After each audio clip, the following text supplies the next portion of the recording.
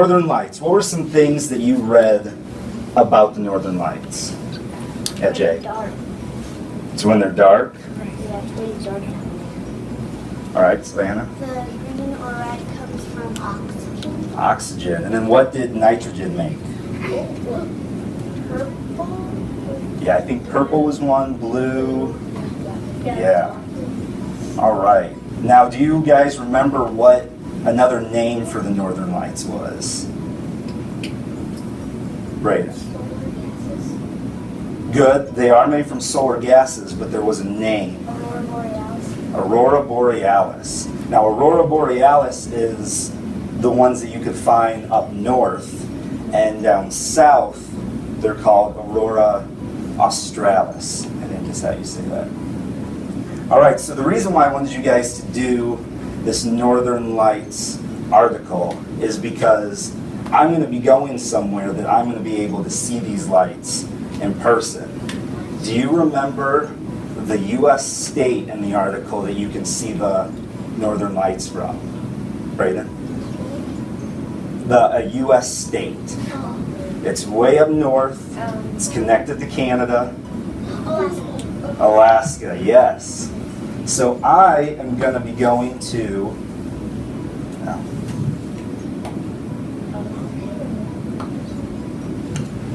Noatak, Alaska.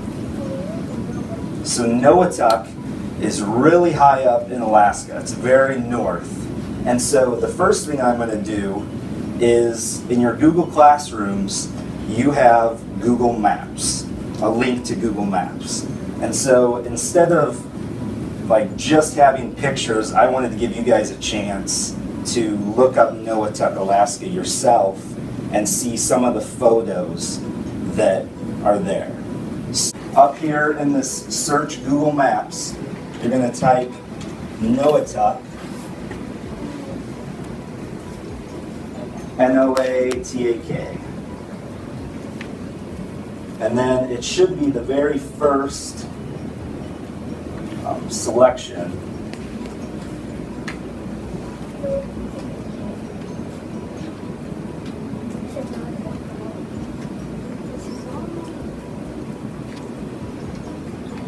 So this little section here, what you're seeing in the red, that's the territory, that's the borders for this little town of Noatak.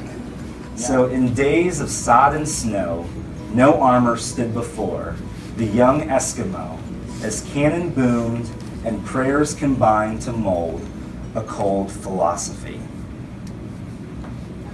Now when I first read this, I was like, what does any of that mean? Megan? Is there no period anywhere? Yeah. So in poetry, you don't have to have certain punctuation. Sometimes people might add commas at the end to kind of show that it's just a flowing Do you remember yesterday verse. we talked about that? Sometimes it's phrases, they're not complete sentences. And I think like if you add periods, like it kind of takes away from kind of the elegance of the poems. All right, so let's kind of talk about it a little bit. So, I mean, obviously this first verse, in days of sod and snow, sod, Jay, what's sod? Oh, it's kind of grass. Yeah, like ground, where like kind of that layer of the ground that has grass on it. And then we know what snow is. And so when I read this, I thought it probably has something to do about there being battles or war. Is there any words in there that make you think of like a battle? Hayden? Armor and philosophy. Well, philosophy, I guess there could be philosophy in a war. Philosophy is like Interesting. an idea or your explanation for something. There's one other word, though, that makes me think of a war. Logan. Boom. And what's booming? What's booming? Or what boomed? Yeah, well, a cannon. Canyon. So this cannon, so this little poem is kind of about this Eskimo who's in the middle of a war. And so his experience combined to mold a cold philosophy meant that because of his experience being in a war or being in a battle, it kind of has changed his outlook on things, kind of changed his view of something. And so it's kind of made him a colder person, which might just mean that he's not as fun and happy all the time. So because of time, I'm just gonna go to the next one. So, And we can do that one on our own. We can talk about that one if you want to get to the other part. okay, Yeah, all we right, can do that one. sounds good. So this is contemporary Inupiat, so you And guys. These get are all in to- the classroom, correct? What? They're in the classroom? Yeah. Yep, got it. All right, so now for poetry, I have a little activity for you guys to do, but it's not going to be writing a super long, detailed poem like this. Mrs. Now- Imus is making you do that one. So you might recognize this word because I heard that it was pretty recent. We did it yesterday. Sinkane poetry. We did it yesterday earlier. Yeah, and so this is going to kind of give you another chance to work with Sinkane poetry. So this is a layout that I kind of found just looking it up to explain how it works. So your first line, a Sinkane, because of the sink, that's another word for five. So it's a 5-line poem. And so the first line is one word that should be a noun. The second line has 2 adjectives that explain that noun. The third line has 3 verbs ending in ing that are about the subject or something that the subject could do. Line 4 is 4 words about a feeling of the subject, which I also thought could be 4 words that you might think of when you see that noun, like if it's an animal. And then the 5th line is a 1-word synonym about the subject. So I have an example that I used our swimming moose again. And so my first line, I said moose. My adjectives I used was brown and ginormous. And ginormous is a word because I looked it up. Did you? The verbs are swimming, traveling, and searching. I mean, obviously, she's swimming, she's traveling somewhere, and she's probably searching for land so she can get out of the cold water. I'm glad you asked. So, the 4 words that you might think of with a moose, I said was fur, hooves, Alaska, and antlers. Now, the reason why this moose doesn't have antlers is because it's a female moose.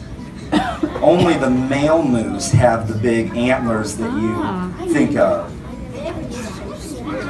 And then my last word is cow. Why?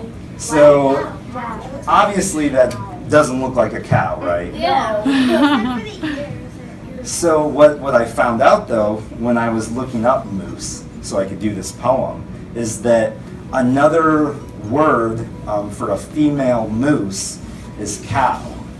And so that's with a lot of different animals is the males and the females, even though they might be, like it might be a cow, a male you would call a bull, and a female is just a cow. And so all kinds of animals have different names for the 2 genders. All right, so now the activity that I'm going to have you guys do is we're going to create our own Sinkane poems. And this poem can be about any subject, any topic that you want. How about they do it over Alaska? And you could do, so in the Google Classrooms, I have the Google Slides, like everything I showed you. So you can look back at those pictures if there's something in there that gives you a good idea of what you could do. And so yeah, you could theme it around Yeah. Alaska. And the Cinquain poem template is in Google Classroom too. So Yeah. Jay? Can we do it with the partner? how would you like them to do it? A partner would be kind of cool. Mhm. Yeah, Yeah. so you can have a partner and You each are filling out your own template though, because Yeah. you have to turn it in Google Classroom. like you can work together but make two different poems. Like you can make the same poem but make Each your one of you are own- typing it. Yeah. Yeah, Hayden? Does it have to be over Alaska? Yes. No. Well, one thing too, because you guys have Google, you can look back at the pictures, but if you need some other ideas, you can look up Alaska in Google, or you can look, can they use Wikipedia? Yep, they have a link to that in their writing classroom because we use that for research for our poems. Okay. Yeah, so you can look up stuff about Alaska there. You could do one on the Northern Lights. There's a lot of different things that you can do with it. Can we do one that something in Alaska? Yeah, anything like you could look up what different kinds of animals you could find in Alaska. You could look up different towns.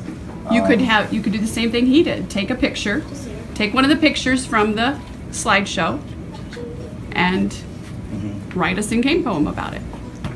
And so the biggest thing too is I want you guys to have some fun with it too. So once you kind of get an idea of what your poem is, using Google Docs, you can use any kind of font you want as long as we can read it. You can use any color you want as long as we can read it.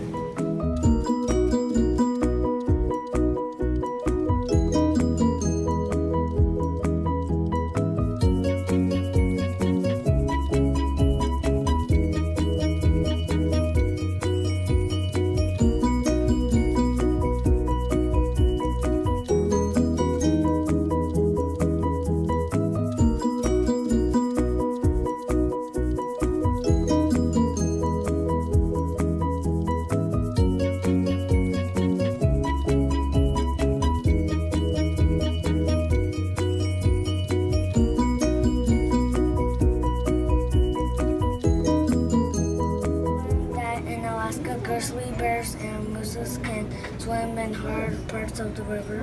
I think Mr. Freshour should be a teacher because he is funny and he is also focused on things. Today I learned that there are no cars in Alaska, and Mr. Freshour would be a good teacher because he teaches me right here. You're going to be a great teacher because you're very funny and friendly to kids. And I learned from you that in Noatuk, Alaska, there are no cars. I think Mr. Freshour is funny and will make a great teacher. I learned from his lesson that trees are not very tall in Alaska. I learned that Noatuk, Alaska has no cars. I think Mr. Freshour will be a good teacher because he is thoughtful.